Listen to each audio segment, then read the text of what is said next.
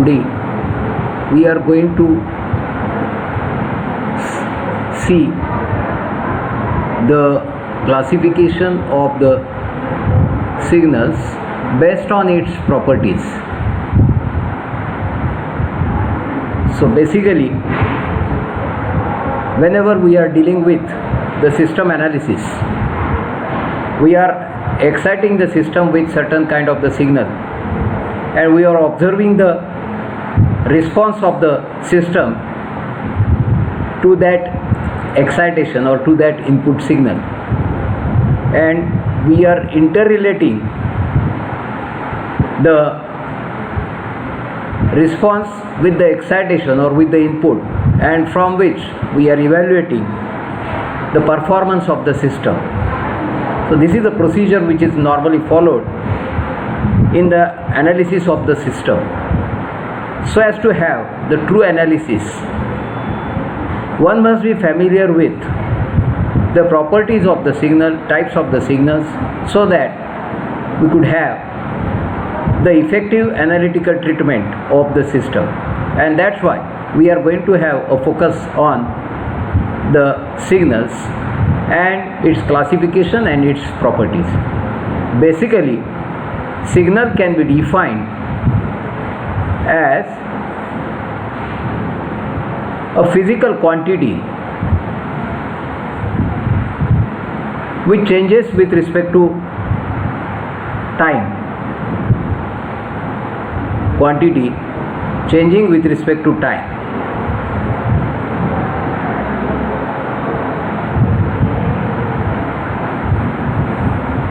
So we are going to deal with the different types of the signals.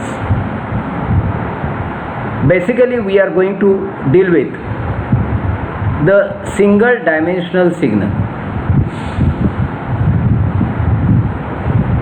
In single dimensional signal,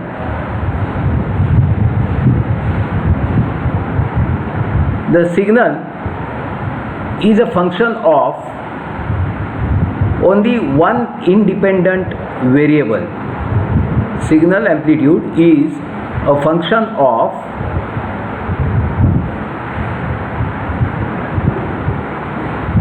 one independent variable.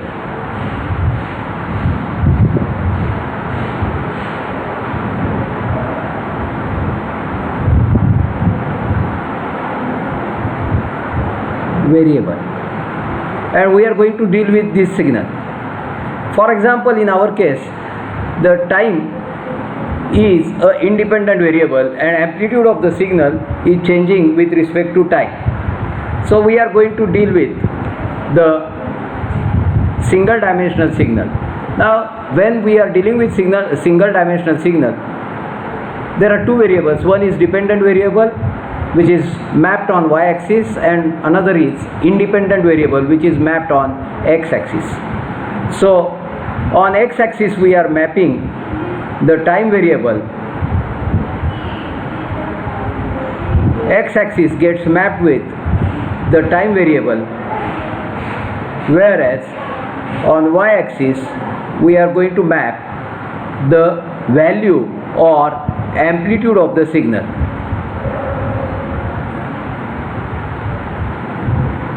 We are mapping amplitude of the signal.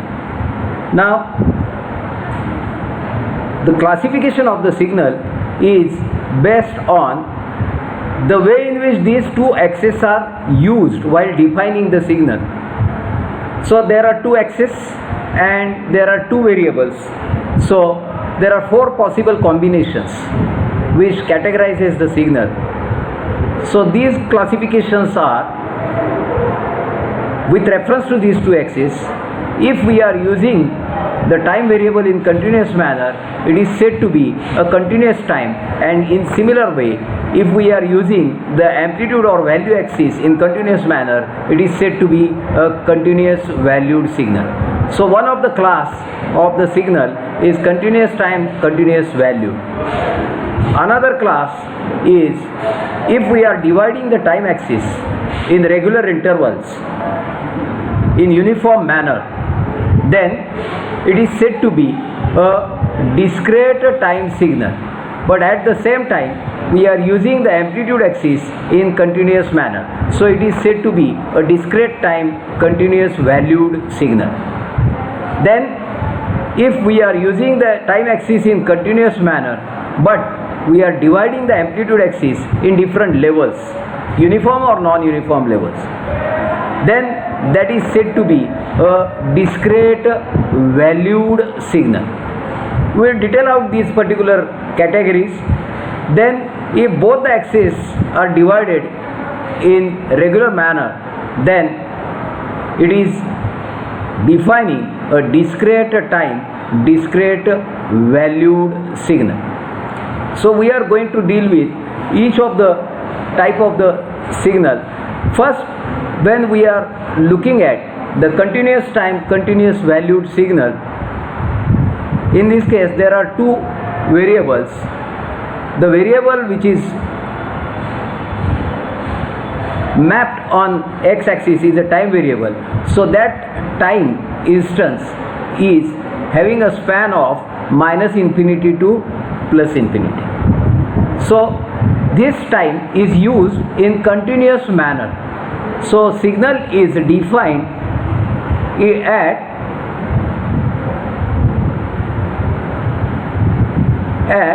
each and every instance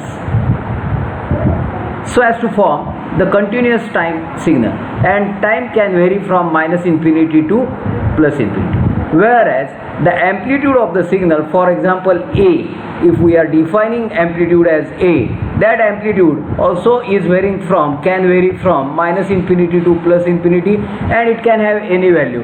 So both these T and A are the real valued variables. These are real valued variables. For example, we will define the continuous time signal, continuous time, continuous valued signal as, we have seen these signals number of times, we have used these signals number of times in practice. So example of this I could define as x of t is equal to 0.8 raised to t. This is an example of the continuous time, continuous valued signal. If we will construct this particular signal, we could realize that the variable t and the amplitude, these are used in continuous manner.